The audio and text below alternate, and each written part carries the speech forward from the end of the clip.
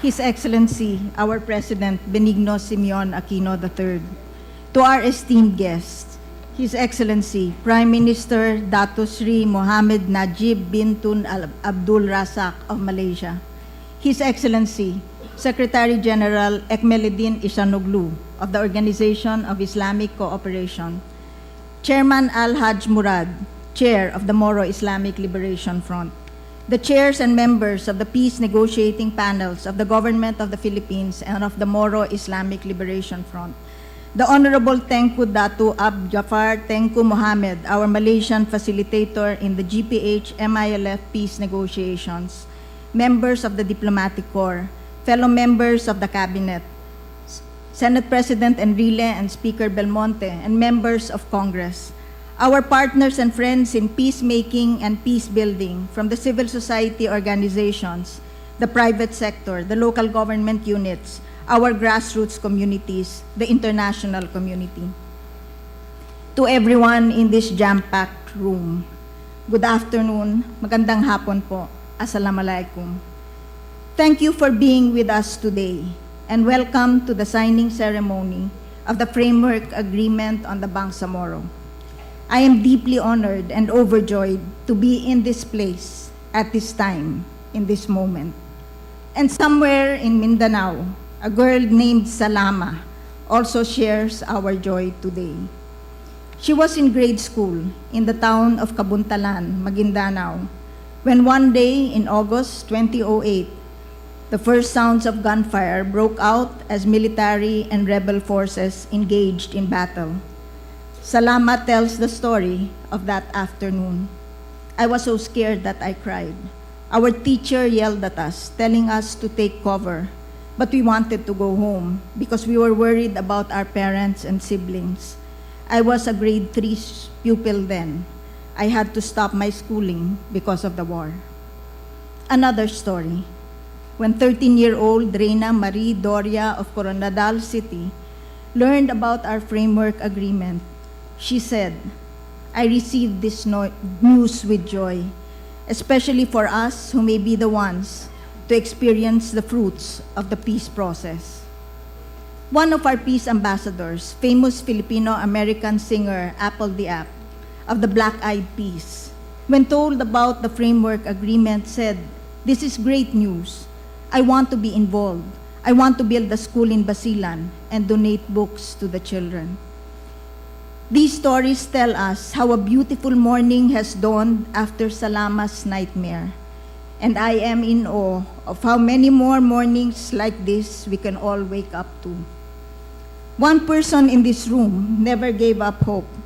From day one of his leadership, he seized the peace, forged and hammered it and polished it to its sterling radiance.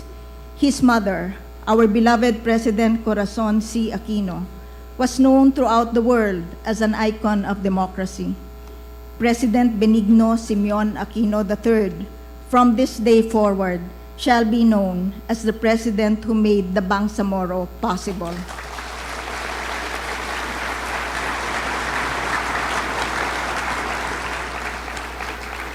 Thank you, Mr. President, for being the moral compass of the Mindanao peace process, for guiding us through the negotiations, and for keeping our minds firm and our hearts buoyant. Today, a child will grow up in our generation, embracing the identity of the Bangsamoro, and grow up with pride in a political, cultural, and geographic identity respected in the four corners of the world.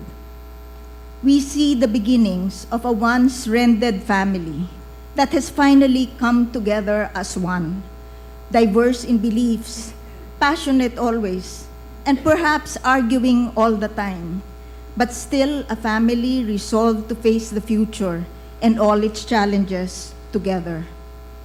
We pay homage to the women in communities ravaged by conflict, women who valiantly clutch their babies to their chests to hush them in the din of gunfire and the scream of falling bombs, who stayed and tended to the children, the sick and the aging, through days and weeks of seemingly endless night.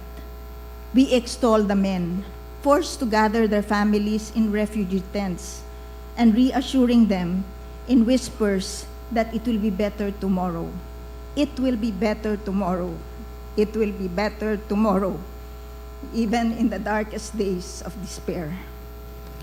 And to those who have died without seeing the sunlight of peace, those felled by bullets and those cut down by hunger because of the ravages of war, we bow our heads in offering you this day. I have been an advocate of peace almost my entire life, but this is the first time that I have seen such broad and overwhelming support as we are now seeing for the agreement that we are about to sign today.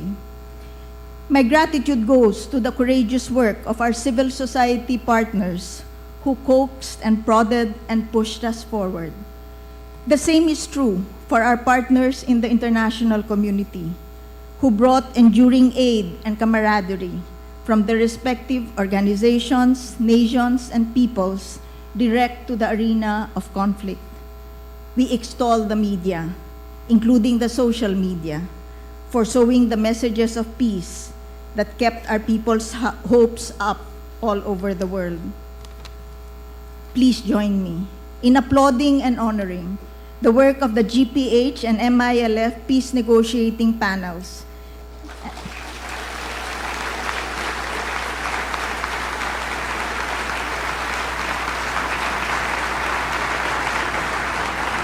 And our esteemed Malaysian facilitator, Tengku Datu Jafar Tengku Mohammed.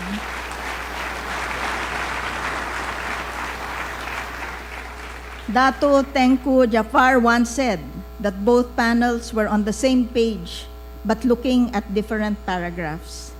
He was editor-in-chief who aligned the paragraphs on the page.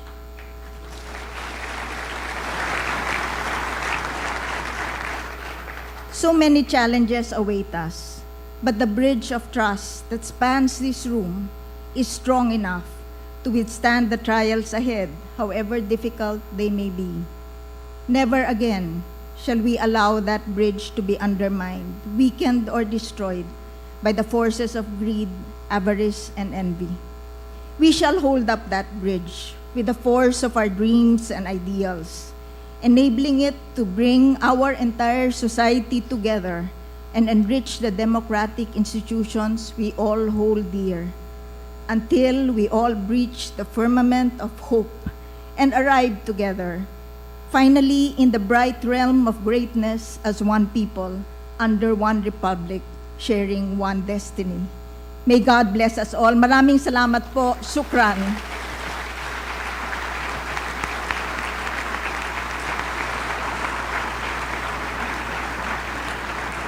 Thank you.